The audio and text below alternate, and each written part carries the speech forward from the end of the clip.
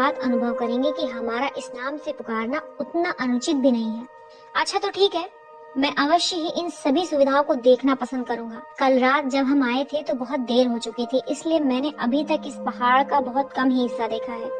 मध्याह्न भोजन के उपरांत मैं आपको दिखाने ले चलूंगा, बृहस्पति ने कहा। शिव उत्तर में धीमे से मुस्कुराया। वो कुछ कहने ही वाला था, लेकिन कनकला और नंदी को देखकर उसने स्वयं को रोक लिया। बृहस्पति ने उस हिचकिचाहट को देख लिया। उसने महसूस किया कि शिव कुछ पूछना चाहते हैं, किंतु नंदी एवं कनकला की उपस्थिति में वो पूछ नहीं पा रहे हैं। बृहस्पति उनकी ओर मुड़ा और बोला, मेरा विचार है कि शिव मुझसे कुछ पूछना चाहते हैं। क्या मैं आप लोगों से बाहर प्रतीक्षा करने का अनुरोध कर सकता हूँ? ये बृहस्पति द्वारा आदर प्राप्ति की माप को दर्शाता था कि कनकला तुरंत ही बाहर जाने के लिए खड़ी हो गई। उसने नमस्ते किया और बाहर चली गई। नंदी ने उसका अनुसरण किया। बृहस्पति एक मुस्कान के साथ शिव की ओर मुड़ा। आप वो प्रश्न क्यों नहीं पूछते जिसे पूछने के लिए आप आए हैं? अध्याय 9, प्रेम और उसका परिणाम। मैं उनके सामने आपसे ये प्रश्न नहीं पूछना चाहता था। उनकी आस्था बहुत अधिक है, एक व्यंग्यपूर्ण हंसी के साथ शिव ने कहा। वो बृहस्पति को चाहने लगा था। उसे ऐसे व्यक्तियों के साथ रहना अच्छा लगता था जो उसे अपने समकक्ष समझते थे। बृहस्पति ने सहमति में सिर हिलाया। मैं समझ सकता हूँ मित्र, आप क्या पूछना चाहते हैं? मैं ही क्यों? शिव ने पूछा। क्यों इस सोमरस ने मेरे ऊपर ऐसा प्रभाव डाला? हो सकता है कि मेरा गला नीला हो, लेकिन मुझे नहीं पता कि कैसे सूर्यवंशियों का रक्षक बन सकता हूँ। सम्राट मुझसे कहते हैं कि मैं वो व्यक्ति हूँ जो प्रभु श्री राम के अधूरे कार्य को पूरा करूंगा और चंद्रवंशियों का नाश करूंगा। उन्होंने आपसे ये कहा? बृहस्पति ने कहा। उसकी आंखें आश्चर्य में खुली रह गईं। सम्राट कभी कभी उबाऊ हो सकते हैं, किंतु संक्षेप में कहूँ तो जो उन्होंने कहा वो पूर्ण सत्य नहीं है। पौराणिक गाथा ये नहीं कहती कि नीलकंठ सूर्यवंशियों की रक्षा करेंगे। पौराणिक गाथा 2 बातें कहती है। प्रथम, नीलकंठ सप्त सिंधु से नहीं होंगे, और द्वितीय, नीलकंठ बुराइयों के विनाशक होंगे। मेलुहावासी ये मानते हैं कि इसका अर्थ है कि नीलकंठ चंद्रवंशियों का विनाश करेंगे क्योंकि वे सचमुच ही दुष्ट हैं। किंतु चंद्रवंशियों के विनाश करने का अर्थ ये नहीं कि सूर्यवंशियों की रक्षा हो जाएगी। चंद्रवंशियों के अलावा भी अनेक समस्याएं हैं जिनका हमें समाधान करना है। किस तरह की समस्याएं? जैसे नागा लोग? ऐसा प्रतीत हुआ कि बृहस्पति एक क्षण के लिए हिचकिचाया। उसने सावधानी पूर्वक उत्तर दिया। कई समस्याएं हैं, हम लोग उनके समाधान के लिए कठिन प्रयास कर रहे हैं, किंतु पुनः उस प्रश्न पर आते हैं कि सोमरस का प्रभाव आप पर ऐसा क्यों हुआ? हाँ, ऐसा क्यों हुआ? क्यों मेरा गला नीला हो गया? मेरे शरीर के अधःपतन को रोकने की बात भूल जाइए। सोमरस ने मेरे जोड़, उखड़े हुए कंधे और शीत दंश वाले पांव के अंगूठे को भी सही कर दिया। इसने घाव को ठीक किया? आश्चर्य से भरे बृहस्पति ने कहा। यह संभव है। इसका कार्य मात्र कालिक क्षय एवं रोगों को रोकना है, न कि घावों को सही करना। वो तो ठीक है, लेकिन मेरे साथ ऐसा ही हुआ है। बृहस्पति ने कुछ क्षण के लिए सोचा। इसके लिए हमें प्रयोग करना होगा ताकि हम किसी निश्चित निष्कर्ष पर पहुंच सके। यद्यपि जितना मुझे ज्ञान है उसके आधार पर इस समय के लिए मैं केवल इतनी ही व्याख्या कर सकता हूँ कि आप हिमालय के उस पार ऊंचे स्थल से आए हैं। क्या मैं सही हूँ? शिव ने सिर हिलाकर सहमति दी। जब आप ऊंचे पर्वतों की ओर जाते हैं तो हवा पतली होती जाती है। बृहस्पति ने कहना जारी रखा था। पतली हवा में प्राणवायु कम हो जाती है। इसका अर्थ है कि आपका शरीर कम प्राणवायु में जीवित रहने का आदी था तथा जारण कर्तता से उसकी कम हानि हुई थी। अतः जब सोमरस के प्रति जारण कर्तता का प्रभाव हुआ तो उसका प्रभाव आपके शरीर में कुछ अधिक हुआ होगा। ये एक कारण हो सकता है। शिव सहमत था। लेकिन अगर ऐसा था तो मेरे समस्त कबीलों को ही ठंडा एवं नीला हो जाना चाहिए था, केवल मैं ही क्यों? ये बहुत ही उत्तम बिंदु है, बृहस्पति ने माना। किंतु एक बात बताइए, क्या आपके कबीले वालों ने भी अपनी पूर्व स्थिति एवं शारीरिक स्थितियों में परिवर्तन अनुभव किया है? वास्तव में ये सही है तो संभव है कि कम हवा वाले प्रदेश में रहने का कारण इसमें कुछ न कुछ भूमिका अवश्य रखता है। किंतु आपके सभी कबीले वालों में नीला गला नहीं हुआ तो इससे स्पष्ट है कि पतली हवा वाला सिद्धांत संभवतः एक आंशिक व्याख्या ही प्रस्तुत करता है। हम इस पर और अधिक शोध कर सकते हैं। मुझे विश्वास है कि इस नीले गले की कोई न कोई वैज्ञानिक व्याख्या अवश्य होगी। शिव ने बृहस्पति को ध्यान से देखा क्योंकि उसने बृहस्पति के अंतिम कथन का आशय समझते हुए पूछा, आप नीलकंठ की पौराणिक कथा में विश्वास नहीं करते, क्या मैं सही हूँ? बृहस्पति ने थोड़ा असहज रूप से मुस्कुराते हुए शिव को देखा। वो शिव को पसंद करने लग गया था और वो शिव को ऐसी कोई बात नहीं कहना चाहता था जिससे उसका अनादर हो, किंतु वो असत्य भी नहीं बोल सकता था। मैं विज्ञान में विश्वास करता हूँ। ये सभी वस्तुओं के लिए एक समाधान एवं औचित्य प्रदान करता है, और यदि ऐसा कुछ है जो चमत्कार की तरह का प्रतीत होता है तो उसकी मात्र यही व्याख्या है कि उसके लिए अभी तक किसी वैज्ञानिक कारण की खोज नहीं हो पाई है। तो फिर मेलुहावासी अपनी समस्याओं के लिए विज्ञान की शरण क्यों नहीं लेते? इस बारे में मैं कुछ निश्चित नहीं कह सकता, बृहस्पति ने सोच की मुद्रा में कहा। संभवतः ये इसलिए कि विज्ञान क्षमतावान है किंतु ठंडे दिल का स्वामी है। नीलकंठ से भिन्न वो आपके लिए आपकी समस्या का समाधान नहीं करता है। ये मात्र ऐसे उपकरण प्रदान करता है जो आपके लिए संघर्ष के लिए आवश्यक हो। संभवतः इसलिए भी कि अपनी समस्याओं के स्वयं समाधान ढूंढने की तुलना में लोगों को ये मानना सरल प्रतीत होता है कि कोई आएगा जो उनकी समस्याओं का समाधान कर देगा। तो फिर आपको क्या लगता है मेलुहा में नीलकंठ को क्या भूमिका निभानी चाहिए? बृहस्पति ने शिव को सहानुभूति पूर्वक देखा। मैं सोचता हूँ कि एक सच्चे सूर्यवंशियों को अपने असुरों से स्वयं संघर्ष करना चाहिए, न कि किसी और पर इस बात के लिए दबाव डालना चाहिए कि वो उनकी समस्या का समाधान करे। एक सच्चे सूर्यवंशी का ये कर्तव्य है कि उसे स्वयं ही अपनी योग्यता एवं शक्ति की सीमा तक कार्य करना चाहिए। नीलकंठ का आगमन केवल सूर्यवंशी के प्रयासों को दोगुना कर देगा, क्योंकि ये स्पष्ट है कि बुराइयों का संहार निकट है। शिव ने सहमति में सिर हिलाया। क्या आप इस बात से चिंतित हैं कि आस्था के दबाव के कारण आप एक उत्तरदायित्व ले रहे हैं जो आप नहीं लेना चाहते, और ये आपके लिए बहुत तनाव वाला होगा? बृहस्पति ने पूछा। नहीं, मेरी चिंता का विषय वो नहीं है, शिव ने उत्तर दिया। ये एक बहुत ही सुंदर साम्राज्य है और मैं अवश्य इसकी मदद करना चाहता हूँ जितनी मैं कर सकता हूँ। लेकिन तब क्या होगा जब आपके लोग जो मुझ पर अपनी सुरक्षा के लिए पूरी तरह से निर्भर हैं और वो सुरक्षा मैं नहीं कर सका? इस समय मैं ये नहीं कह सकता कि मैं वो सब कर पाऊंगा जिनकी मुझसे आशा की जा रही है। तो फिर मैं कैसे कह सकता हूँ? बृहस्पति मुस्कुराया। उसके अपने नियमों की भाषा में कोई व्यक्ति यदि अपने वचन एवं कथन को गंभीरता से लेता है तो वो सम्मान के योग्य है। आप एक भले व्यक्ति प्रतीत होते हो शिव। आप संभवतः आने वाले दिनों में बहुत दबाव का सामना करेंगे। सावधान रहे मित्र। नीले गले के कारण एवं जो ये आस्था उत्पन्न करता है उसके कारण आपका निर्णय इस समस्त भूमि के लिए अत्यंत ही बड़े परिणाम वाला होगा। याद रखिए, एक व्यक्ति लोक कथा का नायक है अथवा नहीं, उसका निर्णय इतिहास लेता है, न कि कोई भविष्यवाणी। शिव मुस्कुराया। वो खुश था कि आखिरकार उसे एक ऐसा व्यक्ति मिल गया था जो उसकी विपदा को समझ सकता था, और उससे भी महत्वपूर्ण बात थी कि वो कुछ सुझाव देने के लिए भी सहमत था। संध्या हुए बहुत समय बीत चुका था। बृहस्पति के साथ पूरी दोपहर मंदार पर्वत की बहुत प्रसन्न कर देने वाली यात्रा के बाद शिव अपने बिस्तर पर लेटा हुआ था, एक पुस्तक पढ़ रहा था। बगल की मेज पर उसका समाप्त हो चुका चिलम रखा हुआ था। असुरों के विरुद्ध सच्चाई का युद्ध नामक पुस्तक के कुछ पहलू उसे सोचने पर विवश कर रहे थे। असुर लोग राक्षस थे और देवों के प्रति उनकी शारीरिक घृणा के कारण उनका असुरों की तरह व्यवहार करना अपेक्षित था। वे अवसर पाते ही देवों के नगरों पर आक्रमण करते थे ताकि देवों को बलात् अपनी तरह से जीने के लिए बाध्य कर सके। ये शिव के लिए आश्चर्य का विषय नहीं था। जो उसे अनपेक्षित था वो था कुछ देवों के ऐसे व्यवहार जो विजय के अंधे अनुसरण में अनैतिकता की सीमा तक लांघ गए थे। भगवान रुद्र स्वयं व्यक्तिगत रूप से महान थे, लेकिन ऐसा प्रतीत होता था कि बृहद सच्चाई को देखते हुए उन्होंने देवों के अविवेक की उपेक्षा कर दी थी। इस सोच के मध्य में ही शिव ने विश्राम गृह के बाहर कुछ हलचल सुनी। उसने प्रथम तल के छज्जे से बाहर देखा तो राजसी काफिले का आगमन हो चुका था। अरिष्ट नेमी सैनिकों ने प्रवेश द्वार पर अभिवादन हेतु एक बहुत ही सलीकेदार पंक्ति बना ली थी। दूर दूसरी बग्घी से कुछ लोग उतरते हुए प्रतीत हुए। शिव ने मान लिया था कि वो राजसी परिवार ही होगा। आश्चर्य इस बात का था कि ऐसा प्रतीत हो रहा था कि अरिष्टनेमी राजसी परिवार के स्वागत में कोई अनावश्यक हड़बड़ी नहीं दिखा रहे थे। वहां पर सेवक का कोई सामान्य दासत्व का भाव नहीं दिख रहा था जो राजसी परिवार के समक्ष दिखना चाहिए था। शिव को ऐसा लगा कि इसका कारण ये होगा क्योंकि मेलुहा वासियों में समकक्षता की धुन सवार रहती है। यद्यपि शिव की इस समकक्षता सिद्धांत को उस समय चुनौती मिल गई जब उसने 5वीं बग्घी को देखा जिससे पर्वतेश्वर उतरा। यहाँ ऐसा प्रतीत हुआ कि अरिष्टनेमी घबराहट में थे। वरिष्ठ अधिपति पर्वतेश्वर के पास भागा भागा गया और उसने मेलुहा के सैनिक तरीके से अभिवादन किया। जूतों की एड़ी से खटाक की ध्वनि, शरीर सावधान की मुद्रा में जकड़ा हुआ और दाहिने हाथ की मुट्ठी को बांधकर तीव्रता से बाएं सीने पर धरना। इस अभिवादन के बाद अधिपति नीचे सेना के प्रधान सेनानायक के सम्मान में झुका। उसके पीछे खड़े सैनिकों ने भी अपने अधिपति की मुद्रा को दोहराया। पर्वतेश्वर ने इसके उत्तर में औपचारिक रूप से अपने सिर को थोड़ा झुकाते हुए अभिवादन किया। वो आगे बढ़कर सैनिकों का निरीक्षण करने लगा और अधिपति उसके 2 कदम पीछे चल रहा था। शिव की भावना थी कि पर्वतेश्वर के लिए यह सम्मान मात्र उसके पद के कारण नहीं था, वो उस व्यक्ति के लिए था। चिड़चिड़ेपन के साथ साथ पर्वतेश्वर एक बहादुर योद्धा भी था।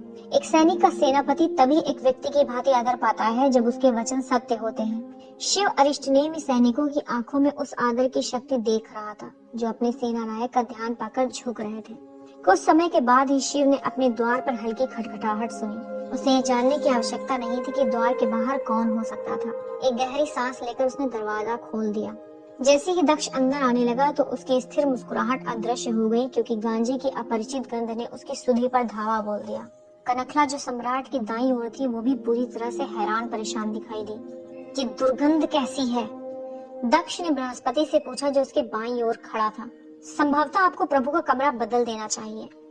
आप इनको ऐसी असुविधा में कैसे रख सकते हैं? मुझे ऐसा प्रतीत होता है कि शिव को इस सुगंध से सुविधा होती है महाराज, बृहस्पति ने कहा। ये एक ऐसी गंध है जो मेरे साथ ही यात्रा करती है महाराज, ये मुझे पसंद है, शिव ने कहा। दक्ष चकित था। उसके मुख ने इस विकर्षण को छुपाने का कोई प्रयास नहीं किया, लेकिन जल्द ही वो अपने पुराने स्वरूप में आ गया। विघ्न डालने के लिए क्षमा करे प्रभु, दक्ष ने कहा। उसकी मुस्कुराहट वापस लौट चुकी थी। मैंने सोचा कि मैं आपको सूचित कर दूं कि मैं और मेरा परिवार विश्राम गृह में पहुंच चुके हैं। ये तो आपका बड़प्पन है महाराज, शिव ने औपचारिक नमस्ते के साथ कहा। मैं और मेरा परिवार कल प्रातः आपके साथ नाश्ता करने के सम्मान की आशा रखता है प्रभु। ये तो मेरे लिए सम्मान की बात है महाराज। अति सुंदर, अति सुंदर। दक्ष का चेहरा खिल उठा जैसे ही वो उस प्रश्न को पूछने के लिए तैयार हुआ जो उसके मन को चंचल कर रहा था। आपका सोमरस के बारे में क्या सोचना है प्रभु? क्या यह सच में देवों का पेय है? जी हाँ महाराज, ये अवश्य ही चमत्कारिक पेय प्रतीत होता है। ये हमारी सभ्यता का आधार है, दक्ष ने कहना जारी रखा था। जब एक बार आप हमारी इस धरती की यात्रा पूर्ण करेंगे तब आपको हमारे जीवन जीने के अच्छे ढंग का ज्ञान होगा। मुझे पूरा विश्वास है कि इसकी रक्षा करने के लिए आप अपने हृदय में कुछ न कुछ अवश्य प्राप्त करेंगे। महाराज, मैं तो अभी से ही आपके साम्राज्य के लिए बहुत ही उच्च विचार रखता हूँ। ये सचमुच में ही एक महान साम्राज्य है जो अपने नागरिकों से बहुत ही अच्छा व्यवहार करता है। मैं इस पर संदेह नहीं कर सकता कि ये जीवन जीने के ढंग की रक्षा योग्य है। हालांकि जिसके बारे में मुझे कुछ निश्चित नहीं है वो ये है कि मैं क्या कर पाऊंगा। आपकी सभ्यता अत्यधिक प्रगति कर चुकी है और मैं एक साधारण कबीले वाला हूँ। आस्था एक बहुत ही शक्तिशाली अस्त्र होता है प्रभु, दक्ष ने कहा। उसके हाथ निवेदन में जुड़े हुए थे। बस केवल आवश्यकता इस बात की होती है कि जितनी आस्था हमारी आप में है उतनी ही आप में आपकी हो जाए। मुझे पूरा विश्वास है कि यदि आप हमारे साम्राज्य में कुछ दिन और रहेंगे और हमारे लोगों पर आपकी उपस्थिति का प्रभाव देखेंगे तो आप अवश्य ही जान जाएंगे कि आप क्या कर सकते हैं। शिव ने दक्ष के बालकों जैसे विश्वास के विरुद्ध विवाद करना छोड़ दिया। बृहस्पति ने शिव को राहत पहुंचाने से पूर्व उसे आंखों से संकेत किया। महाराज, शिव थके हुए से प्रतीत होते हैं। आज उनके लिए बहुत लंबा दिन था। संभवतः अब उन्हें आराम करना चाहिए और हम कल पुनः मिल सकते हैं। दक्ष मुस्कुराया। संभवतः आप सही हैं बृहस्पति। आपको परेशान करने के लिए मुझे क्षमा करें प्रभु। हम कल प्रातः नाश्ते पर आपकी प्रतीक्षा करेंगे। आपकी रात्रि शुभ हो। शुभ रात्रि, शिव ने अभिवादन किया। दक्ष बार बार प्रहर कंदील को परेशान होते हुए देख रहा था जबकि सती शांति से मेज पर प्रतीक्षा कर रही थी। उसकी बाईं ओर कनखला, बृहस्पति एवं पर्वतेश्वर थे। उसकी दाहिनी ओर एक खाली कुर्सी रखी हुई थी नीलकंठ के लिए, सती ने सोचा। उस खाली कुर्सी के बगल में सती बैठी हुई थी और उसकी दाहिनी ओर उसकी माता बीरिनी बैठी हुई थी। दक्ष ने बहुत सोच विचार कर बैठने की उचित व्यवस्था का संतोष व्यक्त किया था। सती ने समस्त व्यवस्था का भार उठाया था। औपचारिकता से परिपूर्ण मेज एवं कुर्सियों की व्यवस्था की गई थी, जबकि सामान्यतः मेलुहा के लोग एक छोटी मेज एवं बैठने के लिए मसनद की व्यवस्था पसंद करते थे। प्यारे केले के पत्तों की जगह सोने की थाली ने ले ली थी। स्वाद बढ़ाने वाले कुल्हड़ों या मिट्टी की प्यालियों की जगह चांदी के गिलासों ने ले ली थी। उसने सोचा कि उसके पिता नाश्ते के दौरान मुलाकात के लिए कुछ अधिक ही आशान्वित थे। उसने देखा था कि वे उन कई तथाकथित नीलकंठ से आस लगाए हुए थे। वे सभी चमत्कारिक व्यक्ति कपटी निकले थे। उसने आशा की थी कि उसके पिता को एक बार फिर उसी निराशा का सामना न करना पड़े। ढिंढोरा पीटने वाले ने शिव एवं नंदी के आने की घोषणा की। जैसे ही दक्ष भक्तिभाव से प्रभु के स्वागत के लिए खड़ा हुआ तो पर्वतेश्वर ने अपने सम्राट की इस दासत्व भरे व्यवहार पर अपनी आंखों की पुतलियां घुमाई। वो इस व्यवहार से अप्रसन्न प्रतीत हुआ। उसी समय सती एक गिलास उठाने झुकी जो उसके हाथ से छूटकर फर्श पर गिरकर झन्नाहट की एक तीव्र ध्वनि उत्पन्न कर रहा था। प्रभु, दक्ष ने मेज के चारों तरफ बैठे व्यक्ति की ओर संकेत कर उनका परिचय देते हुए कहा। कनखला, बृहस्पति पर्वतेश्वर को तो आप जानते ही हैं। वो दाहिनी ओर मेरी पत्नी रानी वीरिनी है। शिव ने नम्रता से मुस्कुराया जब उसने वीरिनी के औपचारिक नमस्ते का उत्तर एक सभ्य नमस्ते से दिया। और उसकी बगल में दक्ष ने अपनी खुशी न छिपाते हुए एक बड़ी मुस्कान के साथ कहा। तब तक हाथ से छूटे गिलास को उठाकर सती खड़ी हो रही थी। मेरी पुत्री है राजकुमारी सती। शिव ने जब अपने जीवन को अपनी ओर घूमते देखा तो एक बारगी उसे लगा कि उसकी सांस रुक गई थी। उसके दिल की धड़कन अत्यधिक तीव्र गति से लयात्मक हो चुकी थी। वो दावे के साथ कह सकता था कि उसे इस विश्व की सबसे अधिक पसंदीदा सुगंध के एक झकोरे की अनुभूति हुई थी। सूर्यास्त के समय पर होने वाली उस पवित्र झील की मीठी सुगंध की पूर्व की भांति वो मंत्रमुग्ध था। उस कमरे में एक असुविधाजनक शांति छाई हुई थी, सिवाय उस ध्वनि के जो सती के हाथ से एक बार पुनः गिलास के छूटने से फर्श पर गूंज रही थी। उस झन्नाहट की ध्वनि ने कुछ पल के लिए सती की स्थिर दृष्टि में विघ्न डाला। उसने अति मानवीय प्रयासों से अपने चेहरे पर आए स्तब्ध रहने वाले भाव को नियंत्रण करने में सफलता पाई। उसकी सांसें बहुत ही तीव्रता से चल रही थी, जैसे उसने अभी अभी शिव के साथ युगल नृत्य किया हो। वो केवल इस बात को नहीं जान रही थी कि उसकी आत्मा भी वही कर रही थी। दक्ष ने उस हतप्रभ हुए युगल जोड़े को आनंदातिरेक से देखा। वो उस निर्देशक की भांति था जिसने अपने नाटक का प्रदर्शन उसी तरह का देखा था जैसे कि वो अपेक्षा कर रहा था। नंदी शिव के पीछे खड़ा था, जो सती के मुख के भाव को देख सकता था। सहसा उसे सब कुछ स्पष्ट हो चुका था। नृत्य का अभ्यास, विकर्म स्पर्श, शुद्धिकरण और प्रभु का विषाद। यद्यपि उसे आंशिक रूप से डर भी लग रहा था, किंतु उसने सोच लिया था कि उसे क्या करना था। यदि प्रभु की यही इच्छा थी तो वो उनकी इस इच्छा की पूर्ति के लिए कुछ भी करेगा। बृहस्पति ने उस युगल जोड़े को खाली निगाहों से घूरा। वो अनपेक्षित परिस्थिति से होने वाले परिणामों के बारे में गहरी सोच में था। पर्वतेश्वर ने इस परिस्थिति को थोड़ा भी न छुपाते हुए अरुचि से देखा। जो कुछ हो रहा था वो अनुचित था, अनैतिक और उससे भी अधिक अवैध। प्रभु, दक्ष ने अपनी दाईं ओर पड़ी खाली कुर्सी की ओर इशारा कर कहा, कृपया अपना स्थान ग्रहण करें और हम प्रारंभ करें। शिव ने कोई प्रतिक्रिया नहीं दी। उसने दक्ष के शब्दों को सुना नहीं था। वो उस जगत में था जहाँ मात्र एक ही ध्वनि थी जो सती की गहरी सांसों के सामंजस्यपूर्ण संगीत से आ रही थी। ये एक ऐसी ध्वनि थी जिस पर वो आनंद पूर्वक अगले 7 जन्मों तक नृत्य कर सकता था। प्रभु, दक्ष ने पुनः कहा, इस बार थोड़े ऊंचे स्वर में। उस स्वर से बाधित हुए शिव ने अंततः दक्ष को ऐसे देखा जैसे वो किसी दूसरी दुनिया से निकल कर आया हो। कृपया अपना स्थान ग्रहण करें प्रभु, दक्ष ने कहा। जी हाँ, निसंदेह महाराज, शर्मिंदगी से अपनी दृष्टि बचाते हुए शिव ने कहा। जब शिव बैठ गया तो भोजन परोसा गया। मेलोहा वासियों का यह एक सुंदर एवं साधारण व्यंजन था जो वो सुबह के नाश्ते में पसंद करते थे। चावल एवं कुछ दालों को उबालकर उसे एक गाढ़े ढंग से घोंट दिया जाता था। इसके छोटे छोटे हिस्से केले के पत्तों में लपेटकर उसे एक बेलनाकार गोलाकार फलक में भाप से पकाया जाता था। एक खाद्य पदार्थ केले के पत्ते में लिपटा हुआ ही परोसा जाता था और साथ में मसालों वाली मसूर की दाल स्वाद के लिए परोसी जाती थी। इस भोज्य का नाम इडली था। आप नीलकंठ हैं? अभी तक इससे स्तब्ध सती ने कोमलता से फुसफुसाकर शिव से पूछा, जो अपनी सांसों में इच्छित रूप से कुछ शांत दिला पाई थी। लगता तो ऐसा ही है, ठिठोली की हंसी के साथ शिव ने उत्तर दिया। प्रभावित हुई? सती ने इस प्रश्न का उत्तर अभिमान से उठी हुई भौहों से दिया। उसका मुखौटा वापस आ चुका था। मैं क्यों प्रभावित होंगी? क्या प्रभु? दक्ष ने कहा। कहिए महाराज, दक्ष की ओर मुड़ते हुए शिव ने कहा। मैं सोच रहा था, दक्ष ने कहा, हमारी पूजा शाम तक समाप्त हो जाएगी। इसके बावजूद हमें यहाँ बृहस्पति के साथ समीक्षा करने के लिए 2 दिन तक रुकना पड़ेगा। वीरिनी और सती को यहाँ रखने का कोई अर्थ नहीं है, क्योंकि अनावश्यक ही इतना समय उनके लिए उबाऊ होगा। धन्यवाद महाराज, बृहस्पति ने बनावटी हंसी के साथ कहा। मंदार पर राजसी परिवार का जो विश्वास आपने दिखाया है वो अत्यंत ही उत्साहवर्धक है। मेज पर बैठे सभी लोगों की हंसी छूट गई। दक्ष ने भी अपनी विशाल हृदयता के भावों को दिखाते हुए हंस पड़ा। आप जानते हैं मेरे कहने का तात्पर्य क्या था बृहस्पति? दक्ष ने अपना सिर हिलाते हुए कहा। शिव की ओर मुड़कर उन्होंने कहा, जो मुझे पता है प्रभु, आप कल प्रातः देवगिरी के लिए प्रस्थान करने वाले हैं। मेरे विचार से ये अच्छा रहेगा यदि वीरिनी एवं सती भी आपके साथ ही चली जाएं। बाकी बच्चे लोग 2 दिनों के बाद वहाँ पहुँच जाएंगे। सती ने आशंकित होकर देखा। वो ये नहीं जानती थी, पता नहीं क्यों, लेकिन उसका मन कह रहा था कि वो इस योजना से सहमत ना हो। दूसरी ओर उसका मन ये भी कह रहा था कि उसे डरने की कोई आवश्यकता नहीं थी। उसने अपने 85 वर्ष एक विकर्म स्त्री के रूप में बिताए थे और इन वर्षों में उसने नियमों का उल्लंघन कभी नहीं किया था। उसके पास इतना आत्मनियंत्रण था कि वो जान सकती थी कि क्या सही था और क्या गलत। शिव के पास वैसी कोई सोच नहीं थी। उसने स्पष्ट रूप से प्रसन्न होकर कहा, मेरे विचार से ये बहुत ही अच्छा सुझाव है महाराज।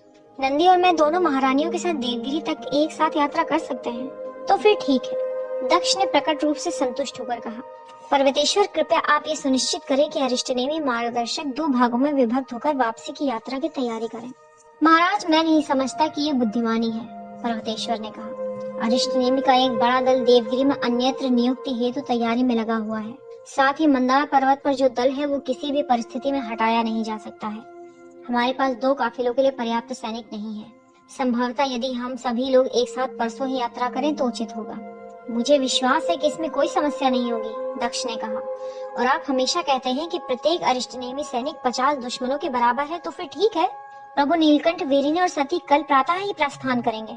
कृपया आप सारी व्यवस्था कर दें। पर्वतेश्वर अप्रसन्नता से अपने विचारों में खो गया और शिव एवं सती पुनः एक दूसरे से फुसफुसाकर बातें करने लगे। आप शुद्धिकरण के लिए गए है ना? सती ने गंभीरता से पूछा। हाँ, शिव ने कहा। वो झूठ नहीं बोल रहा था। देवगिरी में अंतिम रात्रि को वो शुद्धिकरण पूजा के लिए गया था। वैसे तो वो नहीं मानता था कि उसे इसकी आवश्यकता थी, फिर भी वो जानता था कि जब भी वो सती से मिलेगा तो वो अवश्य पूछेगी और वो उससे झूठ नहीं बोलना चाहता था। लेकिन मेरा मानना है कि ये शुद्धिकरण की अवधारणा बिल्कुल ही वाहियात है, शिव ने फुसफुसाकर कहा। दरअसल ये विक्रम की अवधारणा ही पूरी तरह से गलत है। मेरा विचार है कि मेलुहा में कुछ चीजों में से ये एक चीज है जो उचित नहीं है और इसमें बदलाव लाना चाहिए। सती ने शिव को दृष्टि उठाकर देखा। उसका चेहरा भाव ही विहीन था। शिव ने उसकी आंखों में घूर कर देखा ताकि उसके मन में क्या चल रहा था उसे समझ सके, लेकिन उसे केवल खाली दीवार ही दिखी। वो अगले दिन के दूसरे प्रहर का प्रारंभ था जब शिव, वीरनी, सती और नंदी ने 100 अरिष्टनेमियों के साथ देवगिरी के लिए प्रस्थान किया था। दक्ष, पर्वतेश्वर एवं कनकला विश्राम गृह के बाहर उन्हें विदा करने के लिए खड़े थे। बृहस्पति को किसी प्रयोग के कारण वहां जाना पड़ा था। सभी यात्रियों को एक ही बग्घी में बैठना पड़ा क्योंकि दिशा निर्देशों के अनुसार कोई काफिला जब सम्राट को लेकर चलता था तो 4 बग्घियां पृथक से रखना अनिवार्य था। चूंकि राजसी सवारी 5 बग्घियों में आई थी, इसलिए इस काफिले के लिए एक ही बग्घी बची थी। पर्वतेश्वर इस बात पर बहुत अप्रसन्न था कि अपारंपरिक तरीके से राजसी परिवार यात्रा कर रहा था जिसमें कोई छलावा बग्घी नहीं थी, लेकिन उसके विरोध को दक्ष ने अस्वीकार कर दिया था। बग्घी के अंदर एक आरामदायक सेज पर बैठी हुई सती ने देखा कि शिव पुनः अपना गुलूबंद गले पर लगाए हुए था। उसने पूछा, आप अपना गला हमेशा ढककर क्यों रखते हैं? जब कोई ये मेरा नीला गला देखता है तो वो कुछ अधिक ही ध्यान देने लगता है और उससे मैं बहुत ही असुविधाजनक महसूस करता हूँ, शिव ने उत्तर दिया। किंतु आपको तो इसका अभ्यस्त होना पड़ेगा। ये नीला गला अदृश्य नहीं हो जाएगा। सच है, लेकिन जब तक मैं अभ्यस्त नहीं हो जाता ये गुलूबंद मेरा कवच है, शिव ने मुस्कुराहट के साथ उत्तर दिया। जैसे ही काफिले ने प्रस्थान किया तो पर्वतेश्वर और कनकला दक्ष के पास गए। आपको उस व्यक्ति में इतनी आस्था क्यों है महाराज? पर्वतेश्वर ने दक्ष से पूछा। उसने इतना आदर पाने के लिए अभी तक कुछ भी नहीं किया है। वो हमारी विजय में हमारा नेतृत्व कैसे कर सकता है जब वो इसके लिए प्रशिक्षित ही नहीं किया गया है? नीलकंठ की ये समस्त अवधारणा ही हमारे नियमों के विरुद्ध जाती है। मेलुहा में उसी व्यक्ति को वो कार्य दिया जाता है जिसके लिए वो सक्षम हो, उसमें वो कार्य करने की योग्यता हो और वो हमारी व्यवस्था द्वारा प्रशिक्षित हो। हम युद्ध की स्थिति में हैं पर्वतेश्वर, दक्ष ने उत्तर दिया। एक अघोषित युद्ध, किंतु युद्ध की निश्चित स्थिति में। हम लगभग हर दूसरे सप्ताह आतंकी आक्रमणों का सामना कर रहे हैं। ये कायर चंद्रवंशी सामने से आक्रमण भी नहीं करते कि हम उनका सामना कर सकें, और हमारी सेना उनके क्षेत्र में खुला आक्रमण करने के लिए बहुत छोटी है। हमारे नियम काम नहीं कर रहे हैं। हमें चमत्कार की आवश्यकता है।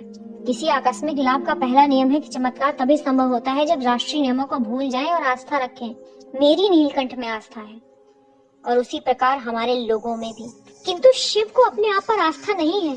कैसे आप उसे हमारा रक्षक बलात् बनाएंगे जब वो स्वयं नहीं करना चाहता है?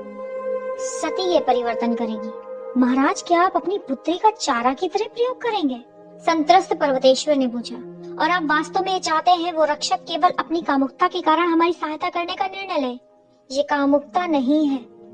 पर्वतेश्वर एवं कनकला दक्ष की प्रतिक्रिया पर स्तब्ध होकर चुप हो गए। आपको मैं किस प्रकार का पिता दिखाई देता हूँ? दक्ष ने कहा। आपको लगता है कि मैं इस प्रकार अपनी पुत्री का प्रयोग करूंगा? संभव है कि वो प्रभु के संग सुविधा एवं प्रसन्नता प्राप्त कर ले। उसने पहले से ही बहुत दुख झेल रखा है। मैं उसे खुश देखना चाहता हूँ और ऐसा करते समय यदि हमारे साम्राज्य का भी भला हो जाए तो इसमें हानि ही क्या है? पर्वतेश्वर कुछ कहना चाहता था, लेकिन उसने अभी कुछ नहीं कहना उचित समझा।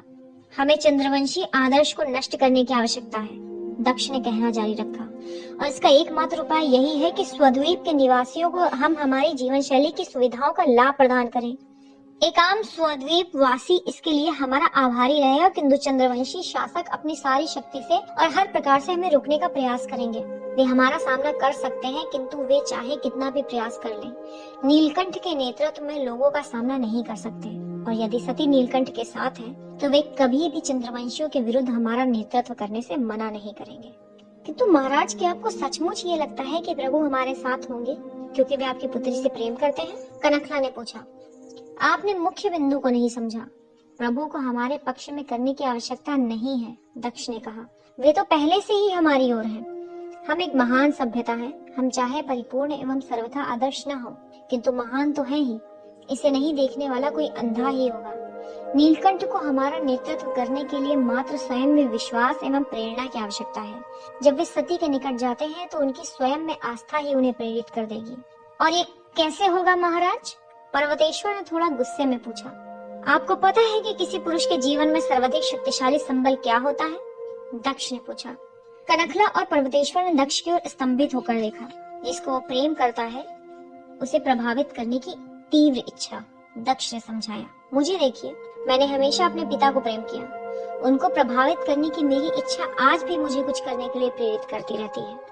उनके निधन के बाद भी मैं कुछ ऐसा करना चाहता हूँ कि उन्हें गर्व महसूस हो। ये मुझे मेरे उस प्रारब्ध की ओर प्रेरित कर रहा है जो एक सम्राट होने के नाते समस्त भारतवर्ष में सूर्यवंशियों के जीवन के विशुद्ध ढंग को पुनः स्थापित करे। और जब नीलकंठ में ये इच्छा बलवती होगी कि सती उन पर गर्व करे, तब वे उस चरम पर पहुंच जाएंगे जहां से उनके प्रारब्ध की पूर्ति होगी। पर्वतेश्वर ने गुस्से से नाक बहुत सिकोड़ी, क्योंकि वो इस तर्क से सहमत नहीं था, लेकिन चुप रहा। किंतु यदि सती इससे कुछ अलग चाहती हो तो? कनखला ने पूछा। जैसे कि उसका पति सारा समय उसके साथ ही बिताए? मुझे मेरी पुत्री के बारे में पता है, दक्ष ने पूरे आत्मविश्वास से उत्तर दिया। मुझे ये भी पता है कि उसे प्रभावित कैसे किया जा सकता है। ये बहुत ही दिलचस्प विचार है महाराज, कनखला मुस्कुराई। मात्र उत्सुकतावश मैं ये पूछना चाहती हूँ कि आपके विचार में एक स्त्री के जीवन में सर्वाधिक शक्तिशाली संबल क्या होता है? दक्ष खुलकर जोर से हंसा। आप ये क्यों पूछ रही हैं? क्या आपको पता नहीं है? वैसे तो मेरे जीवन का सबसे शक्तिशाली संबल मेरी ये इच्छा है कि मेरी सास के उठने से पहले ही मैं घर से बाहर निकल जाऊं। दक्ष एवं कनखला दोनों ही जोर से ठहाका लगाए। पर्वतेश्वर को इसमें हंसने वाली कोई बात नहीं लगी। मुझे क्षमा करें, लेकिन अपनी सास के बारे में इस प्रकार बोलना उचित नहीं है। ओह, शांत हो जाइए पर्वतेश्वर, कनखला ने कहा। आप हर चीज को कुछ अधिक ही गंभीरता से लेते हैं। मेरे विचार में, मुस्कान लिए हुए दक्ष ने कहा, एक स्त्री के जीवन में सबसे अधिक शक्तिशाली संबल होता है सराहना, प्रेम और सम्मान। कनखला मुस्कुराई और उसने सहमति में सिर हिलाया। उसके सम्राट सचमुच ही मानवीय भावों को समझते हैं। अध्याय 10। फरदार व्यक्ति वापस आता है। मंदार पर्वत की गहराइयों से बाहर सावधानी पूर्वक छेनी से काटे हुए रास्ते से जब काफिला बाहर निकला तो वीरिनी ने बग्घी को 1 मिनट रोकने का अनुरोध किया। उस पर्वत के उपकारों के लिए वीरिनी, सती, शिव और नंदी ने नीचे उतरकर घुटनों के बल बैठकर छोटी सी पूजा की। भयभीत कर देने वाले दाढ़ी मूछों वाला पट्टी बंधा हुआ 60 साल का व्यक्ति अरिष्टनेमी भव्रव्य अत्यधिक चौकन्ना होकर उनकी देखभाल कर रहा था। कुछ क्षण बाद भव्रव्य वीरिनी के पास गया और उसने अपनी अधैर्यता प्रदर्शित करते हुए बोला, महारानी, संभवतः बग्घी में जाने का समय हो गया है। वीरिनी ने सिर उठाकर अधिपति को देखा और सहमति में सिर हिलाकर खड़ी हो गई। सती, शिव एवं नंदी ने उनका अनुसरण किया। ये वही है, विश्वद्युम्न ने दूरबीन को नीचे रखते हुए अपने स्वामी की ओर देखकर कहा। पलटन सुरक्षित दूरी पर काफिले से छुपी हुई थी। सघन एवं अभेद शाखाओं एवं पत्तियों का एक प्रभावी कवच था। हाँ, उस फरदार व्यक्ति ने कहा और उसने शिव के सुगठित मांसल शरीर पर निगाह जमा दी। बिना दूरबीन के भी उसको ये संदेह नहीं था कि ये वही व्यक्ति था जिसने ब्रह्मा के मंदिर में कुछ सप्ताह पहले ही संघर्ष किया था। वो आदमी कौन है? मुझे जानकारी नहीं है स्वामी। उस पर नजर रखना। ये वही आदमी है जिसने पिछला आक्रमण विफल कर दिया था। विश्वद्युम्न कहना चाहता था कि पिछला प्रयास इसलिए विफल हुआ था क्योंकि वो अनियोजित था। जाति चिन्ह विहीन आदमी की उपस्थिति की भूमिका बहुत कम थी। विश्वद्युम्न अपने स्वामी के हाल के अतार्किक निर्णयों को समझ नहीं पा रहा था। संभवतः उनके अंतिम लक्ष्य से निकटता के कारण उनके निर्णय आच्छादित थे। इसके बाद भी विश्वद्युम्न ने अपने विचारों को अपने पास ही रखने की बुद्धिमानी की। संभवतः आक्रमण करने से पहले हम लोगों को इनका पीछा 1 घंटे तक करना चाहिए स्वामी। वो अरिष्टनेमी की अतिरिक्त सहायता से सुरक्षित दूरी होगी। हम लोग इसे जल्दी से समाप्त करके रानी को बता सकते हैं कि गुप्तचर की सूचना सही थी। नहीं, जब तक वे मंदार पर्वत से आधा दिन की दूरी तक नहीं पहुंच जाते, तब तक हम लोग कुछ घंटे और प्रतीक्षा करेंगे। उनकी नई बग्घियों में कुछ ऐसी व्यवस्था है कि वे आपात स्थिति का संकेत तत्काल ही दे देते हैं। हमें सुनिश्चित करना है कि जब तक उनकी कोई मदद पहुंचे, हम अपना कार्य पूरा कर लें। जी हाँ स्वामी, विश्वद्युम्न ने कहा। वो खुश हो रहा था कि उसके स्वामी की प्रसिद्ध सामरिक बुद्धि छीन नहीं हुई थी। और याद रखो, मैं चाहता हूँ कि ये जल्द समाप्त हो जाए। फरदार व्यक्ति ने आगे कहा, हम जितना अधिक समय लेंगे उतने ही अधिक लोग घायल होंगे। जी हाँ स्वामी। मध्याह्न भोजन के लिए जब काफिला रुका तो आधी दूरी तय की जा चुकी थी और तीसरे पहर का प्रारंभ हो चुका था। यहाँ पर जंगल को काफी दूरी तक काट दिया गया था, जिसके कारण अचानक आक्रमण का अवसर नहीं था। महारानी की नौकरानियों ने शीघ्रता से भोजन बाहर निकाला और उस खुले एवं साफ किए हुए स्थल के मध्य में उन्हें गर्म करना प्रारंभ कर दिया। राजसी दल एवं शिव काफिले के प्रारंभ में देवगिरी की दिशा में बैठे हुए थे। भद्रव्य पीछे की ओर एक ऊंची जगह पर खड़ा था और अपनी चील की दृष्टि से चारों ओर चौकन्ना होकर देख रहा था। राजसी दल के अलावा आधे अरिष्टनेमी के सैनिक भी भोजन करने के लिए बैठ गए थे, जबकि शेष सावधानी से पहरे पर लगे थे। शिव अपनी थाली में दूसरी बार भात लेने ही वाला था कि उसने सड़क से कुछ दूरी पर टहनी के चटकने की आवाज सुनी। मध्य में ही रुककर उसने ध्यान से पुनः सुनने की कोशिश की। अब कोई आवाज नहीं थी।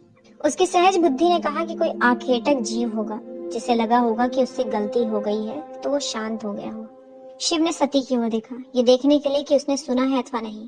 वो भी सड़क की ओर ध्यान लगाकर देख रही थी। एक हल्की सी चरमराहट हुई जैसे ही टहनी के ऊपर से पांव हटा और उस पर दबाव हल्का हो गया। केवल ध्यान लगाकर सुनने वालों के अलावा ये एक सामान्य लोगों को पता चलने वाला नहीं था। शिव ने तत्काल ही अपनी थाली रख दी। उसने तलवार निकाली और ढाल को पीठ पर लगा लिया। भद्रव्य ने शिव को देखा तो उसने भी अपनी तलवार निकाल ली और साथ ही वो अपने सैनिकों को जल्दी जल्दी संकेत देने लगा कि वे भी वैसा ही करें। सती और नंदी कुछ ही क्षण में युद्ध के लिए तैयार थे और अपनी पारंपरिक युद्ध शैली में आ चुके थे। सती ने बिना मुड़े ही वीरिनी को फुसफुसा कर कहा, माताजी कृपया बग्घी में चली जाइए और बंद कर लीजिए। अपने साथ नौकरानियों को भी ले जाइए, किंतु पहले अश्वों को बग्घी से अलग करवा लीजिए। हम लोग पीछे हटने वाले नहीं हैं और हम शत्रुओं द्वारा आपका अपहरण भी नहीं चाहते। तुम आ जाओ सती, वीरिनी ने आग्रह किया और इस मध्य नौकरानियों ने बग्घी का द्वार खोल दिया। नहीं, मैं यहीं रुक रही हूँ, कृपया शीघ्रता से जाइए, हमारे पास संभवतः अधिक समय नहीं है। वीरिनी तेजी से बग्घी में चली गई। नौकरानियों ने तुरंत अंदर जाकर उसका द्वार अंदर से बंद कर लिया। कुछ दूरी पर भद्रव्य ने धीमे स्वर में अपने सहायक से कहा, मुझे इनकी चाल का पता है। मैंने इन कायरों को दक्षिण की सीमा पर देखा है। ये एक आत्मघाती दस्ता पहले भेजेंगे और ऐसा प्रतीत करवाएंगे कि वे पीछे हट रहे हैं और उसके बाद दोबारा आक्रमण कर देंगे। मैं हानियों के बारे में परवाह नहीं करता। हम लोग इनके दोगले लोगों का पीछा करेंगे और एक एक को नष्ट कर देंगे। ये लोग अरिष्टनेमी से भिड़ने आए हैं, उन्हें इसकी कीमत चुकानी ही पड़ेगी। इस मध्य शिव सती की ओर मुड़ा और सावधानी से फुसफुसा कर बोला, मेरा विचार है कि वे अवश्य ही किसी उच्च लक्ष्य की इच्छा में होंगे। राजसी परिवार से महत्वपूर्ण और कुछ नहीं हो सकता। क्या आप सोचती हैं कि आपको बग्घी में प्रतीक्षा करनी चाहिए? सती की आंखें आश्चर्य से शिव की ओर बर्छी की तरह उठी। उसके मुख से हल्का सा दर्द का भाव आने के बाद चमक आई। मैं संघर्ष करूंगी। ये समझती क्यों नहीं है? मैंने जो कहा वो पूरी तरह से तार्किक है। शत्रु के मुख्य लक्ष्य को प्राप्त करना कठिन बना दो तो वे युद्ध करने की इच्छा खो बैठते हैं। शिव ने इन ख्यालों को अपने मन से निकाल दिया और सड़क पर ध्यान केंद्रित करने लगा। समूचे काफिले ने अपनी धमनियों को तनावपूर्ण कर लिया था ताकि शत्रुओं को आगे बढ़ने की ध्वनि को ध्यान से सुन सके। वे घात लगाकर आक्रमण होने की दिशा के लिए पूरी तरह से तैयार थे। अब उनके शत्रुओं की बारी थी कि वे पहला करें। जैसे ही उन्होंने सोचा कि ये झूठी शंका थी कि तभी नीचे की सड़क की ओर से शंख ध्वनि गूंजी, मंदार पर्वत की ओर। शिव पीछे मुड़ा लेकिन वो आगे नहीं बढ़ा। जो कोई भी ध्वनि कर रहा था वो बहुत तेजी से भागता आ रहा था। शिव उस कोलाहल पूर्ण ध्वनि को पहचान नहीं पाया। हालांकि दक्षिणी सीमा के अरिष्टनेमियों को पता चल गया था कि वो क्या था। ये ध्वनि नाग ध्वनि शंख की थी। नागाओं के आक्रमण की घोषणा के लिए ये बजाया गया था। यद्यपि भद्रव्य युद्ध करने के लिए अपने धैर्य खो रहा था, तथापि वो युद्ध संचालन के मानकीय प्रक्रिया को भूला नहीं था। उसने एक सहायक को आज्ञा दी जो भागकर बग्घी के पास गया। उसने एक लाल रंग के बक्से को बाहर निकाला जो नीचे से बंद था। उसने उस पर ठोकर मारी तो वो खुल गया। उसके बाद उसने बगल में रखे एक बटन को दबाया। उस बक्से में से एक बेलनाकार चिमनी तरह की संरचना लगभग 25 फीट सीधे ऊपर खड़ी हो गई। उस चिमनी ने यह सुनिश्चित किया कि जो धुआं उसमें से निकले वो सघन जंगल में खो न जाए और देवगिरी एवं मंदार पर्वत के पहरेदारों द्वारा देख लिया जाए। सैनिक ने एक आग लगी हुई लकड़ी से आग को उस बक्से में सबसे अंतिम खांचे में डाल दिया। लाल रंग का धुआं चिमनी से निकलने लगा जो इस बात का प्रतीक था कि उच्च स्तर का खतरा था।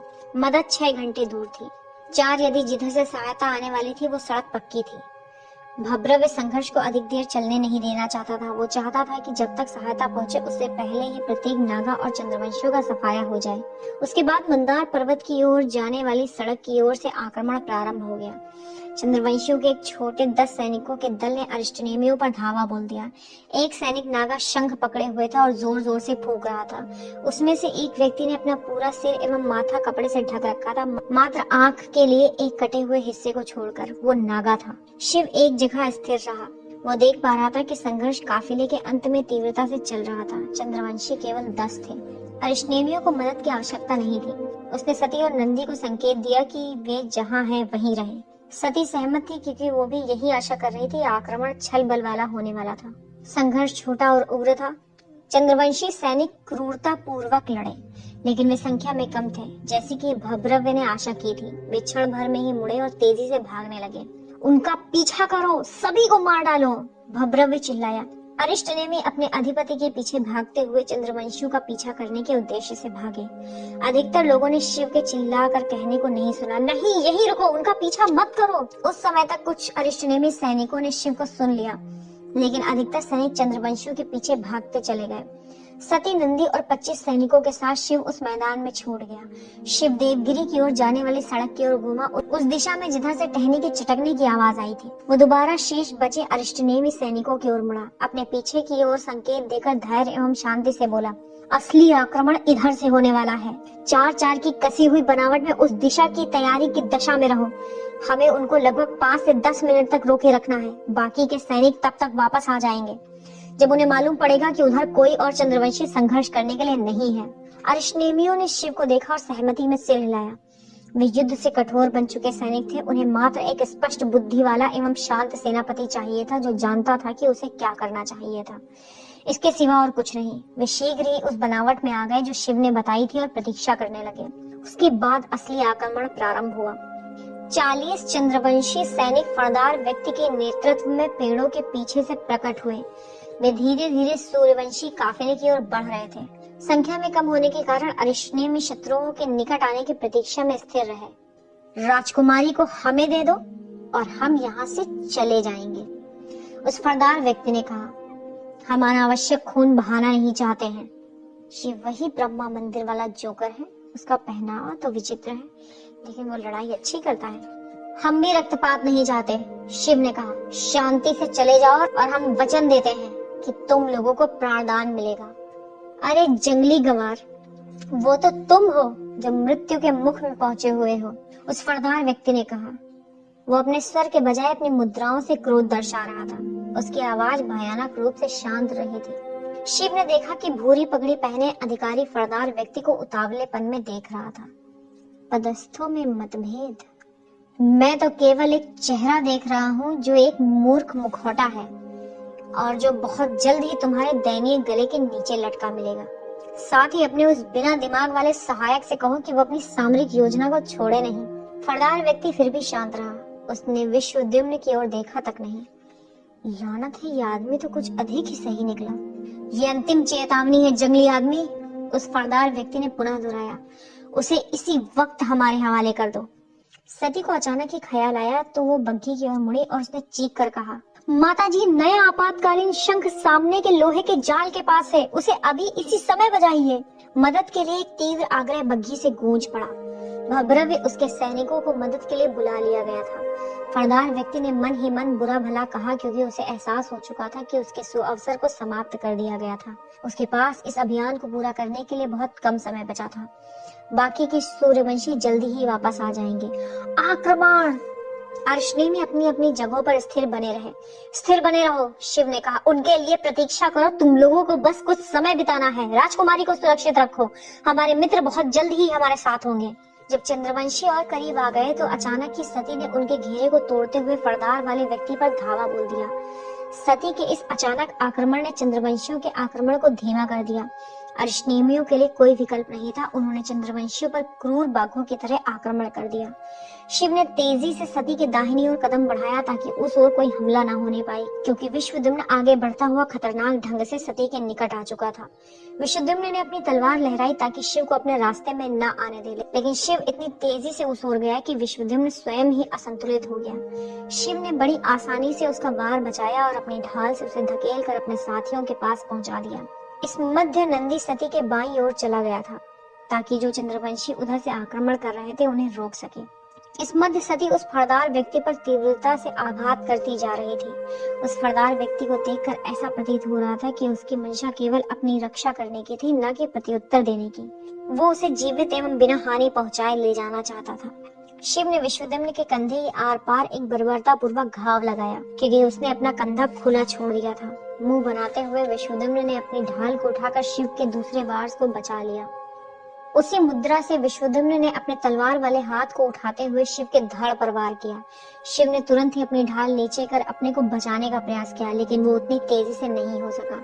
विश्वदम्न ने शिव के सीने पर चीरा लगाते हुए घाव लगा दिया। पीछे हटते हुए एवं उछलकर दाहिनी ओर जाते हुए शिव ने अपनी तलवार को तेजी से घोंपने वाले तरीके से नीचे किया, तो विश्वदम्न ने फुर्ती से अपनी ढाल नीचे कर उसका वार बचा लिया, लेकिन शिव की गैर पारंपरिक शैली ने उसे अव्यवस्थित कर दिया। वो लड़खड़ा कर पीछे हट गया और उसे महसूस हो गया था कि शिव अत्यंत ही कुशल तलवारबाज था। ये बहुत ही लंबी एवं कठिन जुगलबंदी होने वाली थी।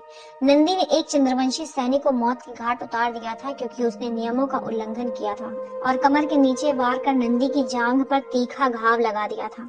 रक्त की धार के तेजी से बहने के बावजूद नंदी एक दूसरे सैनिक से भयानक युद्ध कर रहा था, जिसने बाईं ओर से उस पर धावा बोल दिया था। चंद्रवंशी ने अपने ढाल को नंदी की घायल जांघ पर जोर से दे मारा, जिससे नंदी लड़खड़ा कर गिर पड़ा था। चंद्रवंशी ने सोचा कि अब तक तो उसका काम तमाम हो ही गया। वो अपनी तलवार को दोनों हाथों से उठाकर उसे नीचे करने ही वाला था कि अचानक ही एक और वक्र रूप से घूमते हुए गिर गया, जैसे कि किसी अत्यधिक बल ने उसे गिरा दिया हो। जैसे ही वो गिरा तो नंदी ने देखा कि एक चाकू उस चंद्रवंशी के पेट में गहरा घुपा हुआ था। ऊपर देखने पर उसने देखा कि शिव का बायां हाथ उस चाकू को फेंकने के बाद बहुत ही मधुर ढंग से वक्राकार होते हुए नीचे आ रहा था। दाहिने हाथ से शिव ने विश्वदम्न के क्रूर काटने वाले आघात को बचाया। जैसे ही नंदी किसी तरह से अपने पैरों पर खड़ा हुआ तो शिव ने अपने पीछे से ढाल को पुनः आगे कर लिया। फरदार व्यक्ति को पता था कि वो बहुत समय ले रहे थे। बाकी बचे अरिष्टनेमी बहुत जल्द ही वापस आ जाने वाले थे। उसने सती के सिर के पीछे जाने का प्रयत्न किया ताकि वो उसे अचेत कर सके, किंतु वो बहुत सचेत एवं तीव्र गति वाली थी। वो बाईं ओर जाकर अपने शत्रु का सामना करने को तैयार थी। अपने अंगवस्त्र में छुपे हुए चाकू को बाएं हाथ से निकालकर उसने फरदार व्यक्ति के विशालकाय उदर को काटते हुए चला दिया। चाकू ने उसके लबादे को काट दिया, लेकिन नीचे पहने कवच के कारण उसका प्रभाव रुक गया और उसके बाद एक गुंजायमान गर्जना के साथ भद्रव्य एवं अन्य अरिष्टनेमी अपने साथियों के साथ मिलकर संघर्ष करने के लिए वापस आ पहुंचे। फरदार व्यक्ति ने देखा कि अब वो संख्या में बहुत कम हो चुके थे, तो उनके पास विकल्प नहीं बचा था। उसने अपने सैनिकों को पीछे हटने का आदेश दिया। शिव ने भद्रव्य को चंद्रवंशियों का पीछा करने से एक बार फिर रोक दिया। उन्हें जाने दो वीर भद्रव्य, शिव ने कहा। हमें उन्हें पकड़ने का अवसर अवश्य मिलेगा। इस समय हमारा पहला कर्तव्य है कि हम राजशाही परिवार की सुरक्षा सुनिश्चित करें। जिस प्रकार उस विदेशी ने संघर्ष किया था, उसे देखकर भद्रव्य ने शिव को प्रशंसा भरी दृष्टि से देखा, न कि उसके नीले गले के कारण, जिसके बारे में उसे पता भी नहीं था। उसने नम्रता से सहमति में सिर हिलाया। ये उचित जान पड़ता है विदेशी। भद्रव्य ने अरिष्टनेमी सैनिकों को एक कसे हुए घेरे की बनावट में व्यवस्थित किया और घायलों को उस घेरे के अंदर ले लिया। मृत शरीरों को छुआ नहीं गया। कम से कम 3 अरिष्टनेमी सैनिक मारे गए थे और चंद्रवंशियों के 9 सैनिकों के मृत शरीर उस खुली जगह में इधर उधर बिखरे पड़े थे। अंतिम सैनिक ने अपने प्राण स्वयं ले लिया, क्योंकि वो इतना अधिक घायल हो चुका था कि उसके वहां से भागने की संभावना नहीं थी। अच्छा ये था कि जीवन देने वाले के आगोश में चले जाएं, न कि शत्रुओं के हाथ पड़कर गुप्त योजना बनाएं। भद्रव्य ने सैनिकों को नीचे झुककर रहने और ढालों को सामने करने का आदेश दिया, ताकि तीरों से सुरक्षा हो सके और वे सहायता दल की प्रतीक्षा करने लगे। हे ईश्वर, सती को अपने आगोश में सख्ती से लेते हुए चिंतित दक्ष ने रोते हुए कहा। 500 सैनिकों का राहत दल दूसरे प्रहर के चौथे घंटे में पहुंचा। पर्वतेश्वर की जोखिम की चेतावनी के बावजूद दक्ष, बृहस्पति और कनकला ने उस काफिले के साथ चलने का मन बना लिया था। सती को अपनी पकड़ से छोड़ते हुए दक्ष फुसफुसाया, जब उसकी आंखों से आंसू बह निकले। तुम घायल नहीं हो, कहो नहीं ना।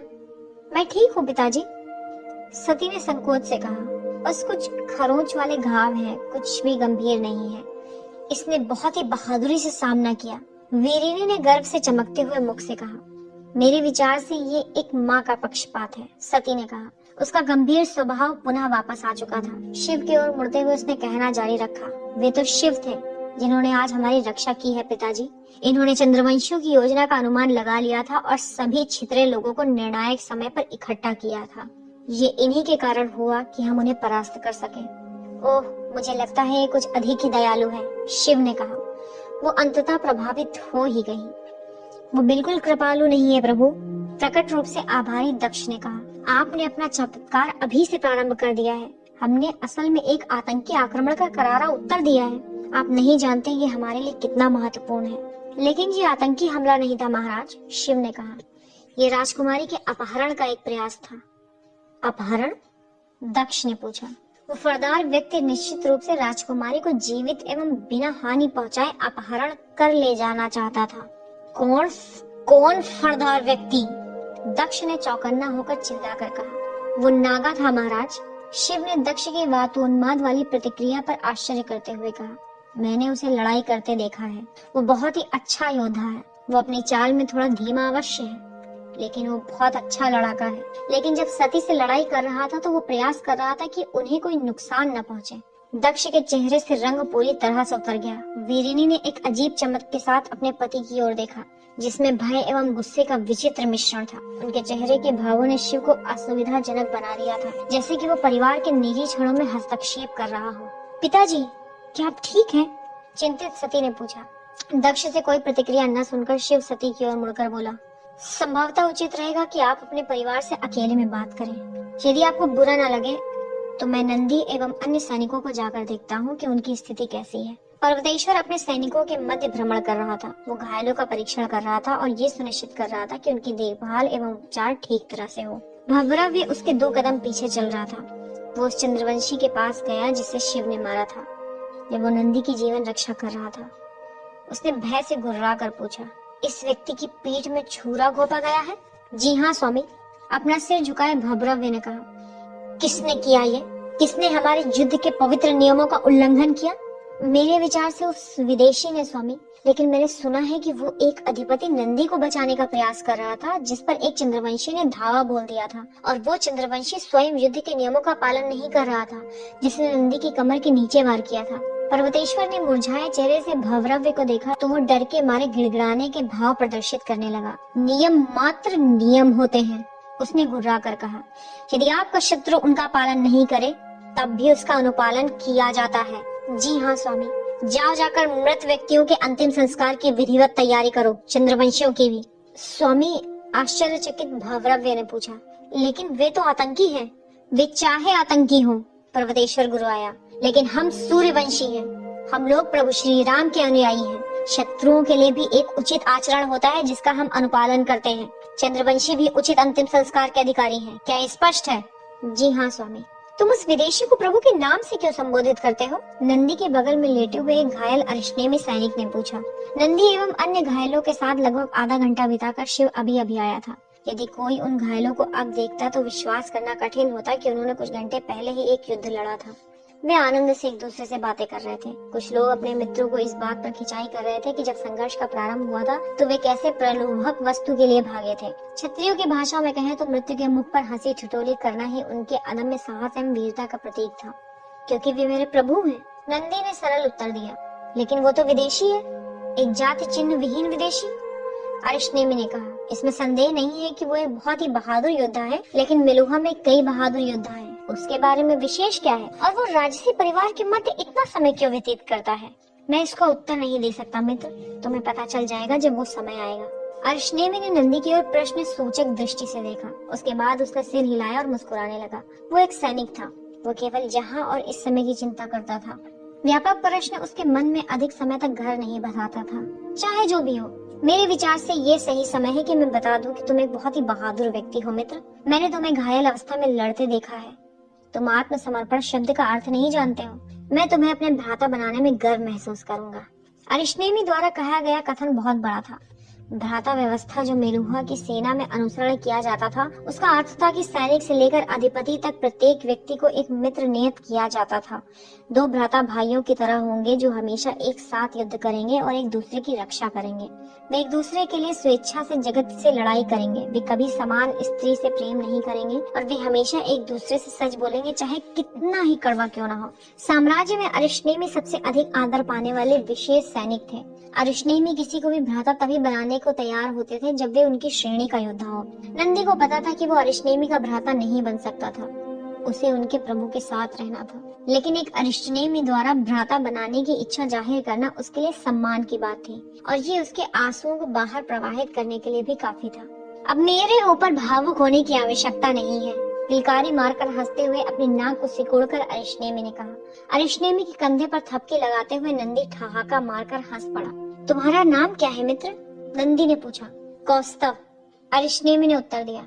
किसी दिन हम दोनों एक साथ मिलकर चंद्रवंशियों की सेना से युद्ध करेंगे मित्र, और प्रभु श्री राम की कृपा से इन सभी दोगलों का नाश कर देंगे। अग्निदेव की सौगंध, हम अवश्य करेंगे।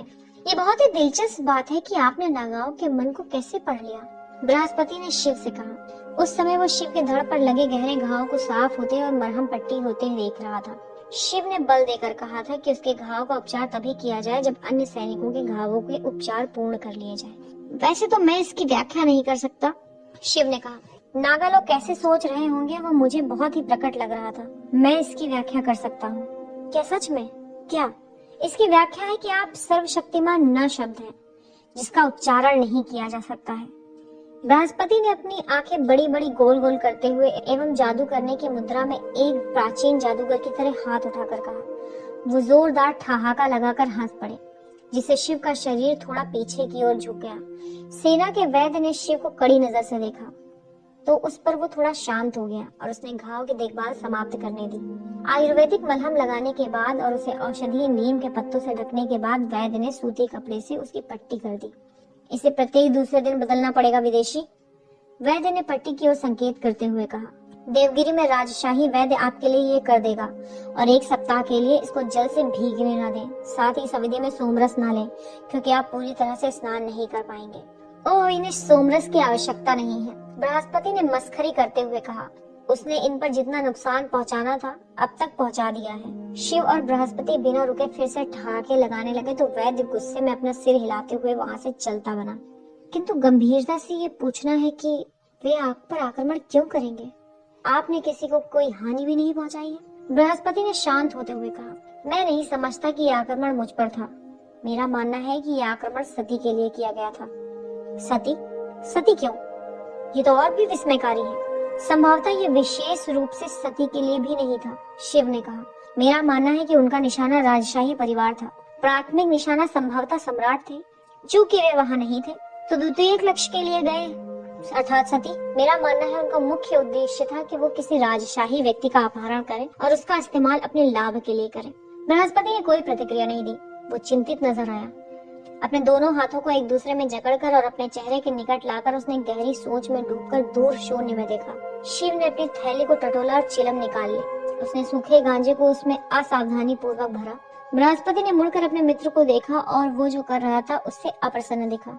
मैंने इससे पहले कभी नहीं कहा शिव, और संभवतः कहना भी नहीं चाहिए था। लेकिन वैसे चूंकि आप स्वतंत्र व्यक्ति हो, लेकिन मैं आपको मित्र मानता हूँ और मेरा कर्तव्य है कि मैं आपको सच बताऊं। मैंने करचप में मिस्र के व्यापारियों को गांजे लेने की आदत में देखा था। ये आपके लिए अच्छा नहीं है, बृहस्पति ने कहा। आप गलत हैं मित्र। दरअसल ये इस दुनिया में सबसे अच्छी आदत है, शिव ने बड़ी मुस्कान के साथ कहा। आपको संभवतः पता नहीं है शिव, इसमें बहुत सारे हानिकारक प्रभाव होते हैं और सबसे अधिक ये आपको अपने अतीत के बारे में सोचने की क्षमता को कम कर आपकी याददाश्त को हानि पहुंचाता है। शिव का चेहरा अलाक्षणिक रूप से गंभीर हो गया। उसने बृहस्पति को एक मधुर मुस्कान के साथ देखा और कहा, इसी कारण से तो ये अच्छी आदत है। जो इसका पान करता है उस मूर्ख को कभी भी अपने अतीत को भूलने का डर नहीं सताता है। शिव ने चिलम को जलाया, उससे गहरा कश लिया और बोलना जारी रखा। वे नहीं भूलने से डरते हैं। बृहस्पति ने तीव्रता से शिव के मुख को देखा और इस सोच के साथ कि वो कितना बुरा अतीत होगा जिसने उसके मित्र को इस गांजे की लत की ओर प्रेरित किया होगा। पुस्तक के अध्याय पठन की यात्रा में साथ देने के लिए आप सभी का धन्यवाद। यदि आपको ये वीडियो पसंद आई तो इसे लाइक कीजिए, अपने मित्रों के साथ शेयर कीजिए और चैनल को सब्सक्राइब कीजिए। अलविदा।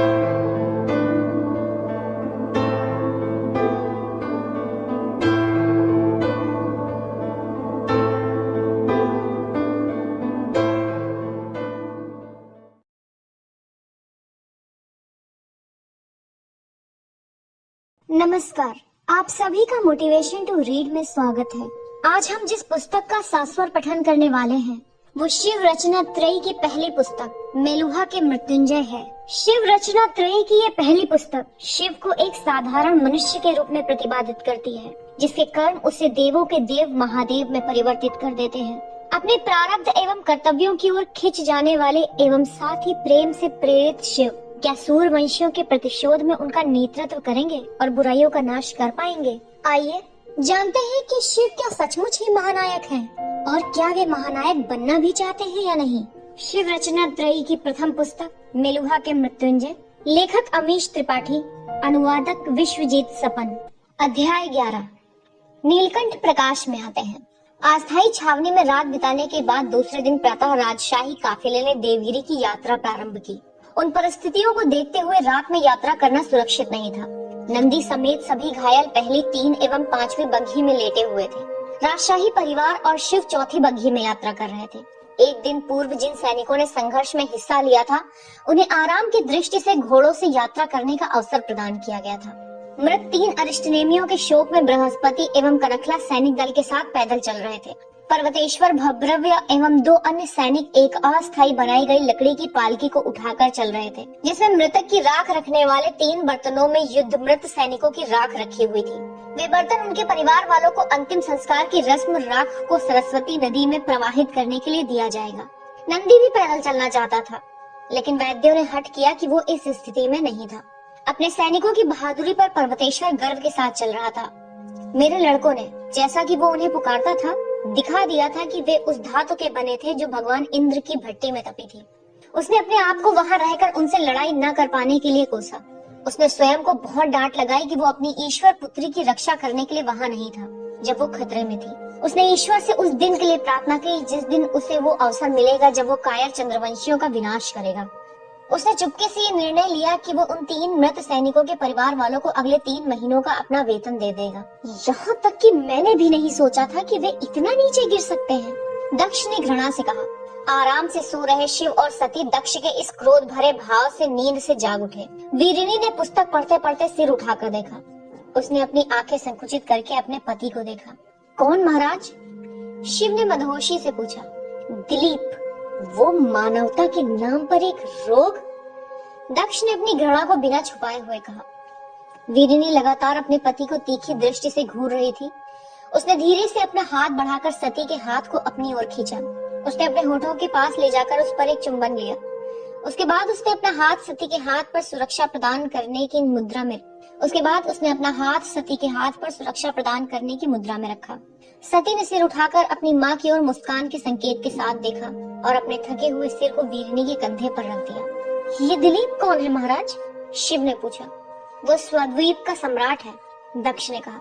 सभी जानते हैं कि सती मेरी आंखों का तारा है और संभवतः उसका अपहरण इसलिए करना चाहते थे कि वो मेरे हाथ बांध सके। शिव ने दक्ष को सहानुभूति पूर्वक देखा। चंद्रवंशियों के इस कपट पर सम्राट के गुस्से का फूटने को वो समझ रहा था। और फिर उसका ये स्तर कि वो इतना नीचे गिर सकता है कि इस घटिया हरकत में नागाओं का इस्तेमाल कर सकता है। क्रोधित दक्ष ने कहा, ये हमें बताता है कि चंद्रवंशी क्या कुछ नहीं कर सकते। मुझे नहीं लगता कि नागा को इसमें इस्तेमाल किया गया था महाराज, शिव ने धीमे स्वर में कहा। ऐसा प्रतीत होता था कि वही नेता था। हालांकि दक्ष अपने न्याय संगत क्रोध में इतना खोया हुआ था कि वो शिव के इशारे में भी खोजबीन कर रहा था। संभवतः वो नागा इस पलटन का नेता रहा होगा प्रभु, लेकिन वो अवश्य ही चंद्रवंशियों के अधीन काम कर रहा होगा। कोई नागा नेता नहीं हो सकता। वे लोग शापित लोग हैं। वे जन्म से ही अपंग और विद्रूप होते हैं। उन्हें तरह तरह के रोग होते हैं जो कि उन्हें उनके पूर्व जन्मों के पाप के कारण दंड स्वरूप मिलते हैं। नागाओं को दूसरों को अपना चेहरा दिखाने में भी शर्मिंदगी महसूस होती है, लेकिन उनके पास अत्यधिक शक्ति एवं निपुणता है। उनकी उपस्थिति मेलुहा वासियों एवं अधिकतर स्वद्वीप वासियों के लिए अत्यंत भय उत्पन्न करती है। चंद्रवंशी इतना नीचे गिर चुके हैं कि वे उन विद्रूप असुरों से भी मेल जोल रखने लगे हैं। वे हमसे इतनी घृणा करते हैं कि वे इतना भी नहीं सोच रहे हैं कि नागाओं से मेल से वे अपनी आत्माओं को कितने गहरे पाप के दलदल में धकेल रहे हैं। शिव, सती और वीरिनी दक्ष की इस निंदा को निरंतर चुप्पी के साथ सुन रहे थे। शिव की ओर मुड़ते हुए दक्ष ने कहना जारी रखा, आप देख रहे हैं प्रभु कि हम कैसे कीड़ा मकोड़ों के विरुद्ध खड़े हैं। उनका कोई नियम नहीं है, न ही सम्मान, और वे हमसे संख्या में 1 के मुकाबले 10 है। हमें आपकी सहायता की आवश्यकता है प्रभु। ये केवल मेरे लोगों की बात नहीं है, बल्कि मेरे परिवार की भी बात है। हम खतरे में हैं। महाराज, मैं आपकी सहायता करने के लिए कुछ भी करूंगा, शिव ने कहा, लेकिन मैं सेनापति नहीं हूँ। मैं चंद्रवंशियों के विरुद्ध सेना का नेतृत्व नहीं कर सकता। मैं तो एक साधारण कबीलाई नेता हूँ। एक ऐसा आदमी क्या अंतर ला सकता है? कम से कम मुझे आपके आगमन की घोषणा राज्यसभा एवं लोगों में करने की आज्ञा दीजिए प्रभु। दक्ष ने आग्रह किया। उसके बाद आप कुछ सप्ताह इस राज्य में भ्रमण कीजिए। आपकी उपस्थिति लोगों के मनोबल को ऊंचा कर देगी। देखिए आपने कल कितना बड़ा अंतर उत्पन्न कर दिया। हमने आपके कारण, आपकी तीक्ष्ण बुद्धि के कारण एक त्रासदकारी आक्रमण को विफल कर दिया। कृपया मुझे आपके आगमन की घोषणा करने दीजिए, मैं केवल इतना ही चाहता हूँ।